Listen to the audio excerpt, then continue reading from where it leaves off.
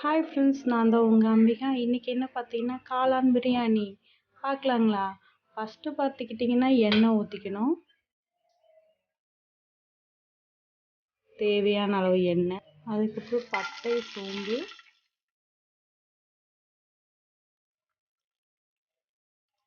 பச்சை மிளகாய், இஞ்சி பூண்டு விழுது, வெங்காயம் போட்டுங்க. வெங்காயம் போட்டதுக்கப்புறம் நல்லா வெந்ததுக்கப்புறம் தக்காளி,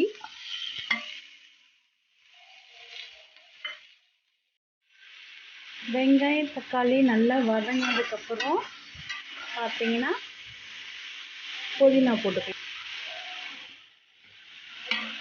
பார்த்தீங்கன்னா நான் 8 பேர்த்துக்கு தேவையான அளவு காளான் பிரியாணி செய்கிறேன்.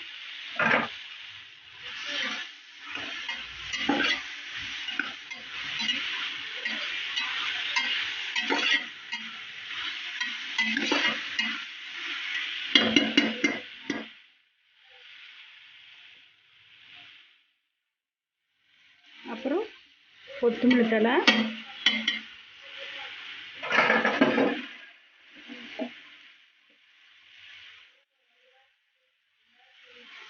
நல்லா கலக்கி விட்டுருங்க.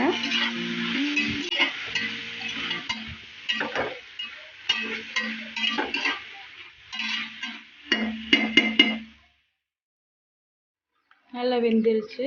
அதுக்கப்புறம் தயிர் கொஞ்சம்,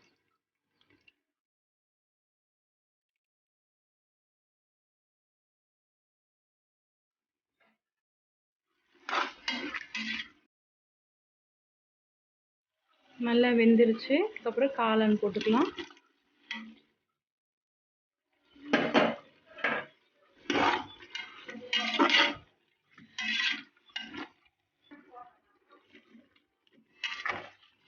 நல்லா காளானை நல்லா கலக்கி விடுங்க.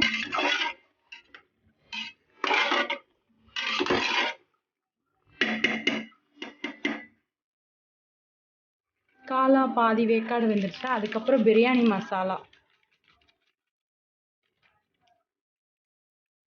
3 டீஸ்பூன் போட்டுக்கோங்க.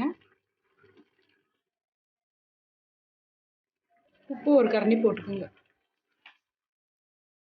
இப்போ எல்லாத்தையும் கலந்து மிக்ஸ் பண்ணிக்கோங்க. நான் எப்பயுமே காளான் பிரியாணிக்கு பட்டை, கிராம்பு, சோம்பு, அன்னாச்சிப்பூ, சீரகம் இதெல்லாம் வந்து அரைச்சி பவுடர் பண்ணியிருக்கேன். அது கொஞ்சம் 1 ஸ்பூன் போட்டு மிக்ஸ் பண்ணிக்கணும்.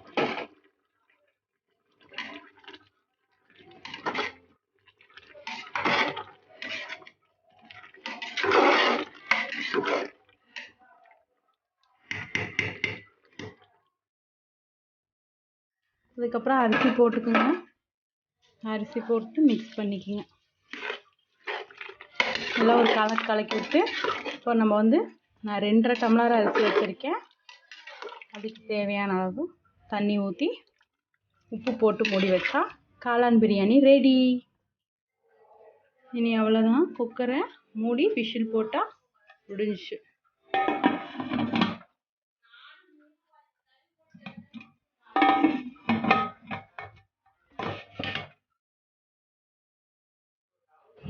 இப்போ பார்த்தீங்கன்னா சுவையான காளான் பிரியாணி ரெடி ஆயிடுச்சு. பிடிச்சிருந்தா லைக் பண்ணுங்கள், சப்ஸ்கிரைப் பண்ணுங்கள், பெல் பட்டனை கிளிக் பண்ணுங்கள். தேங்க்யூ ஃபார் வாட்சிங். Bye friends.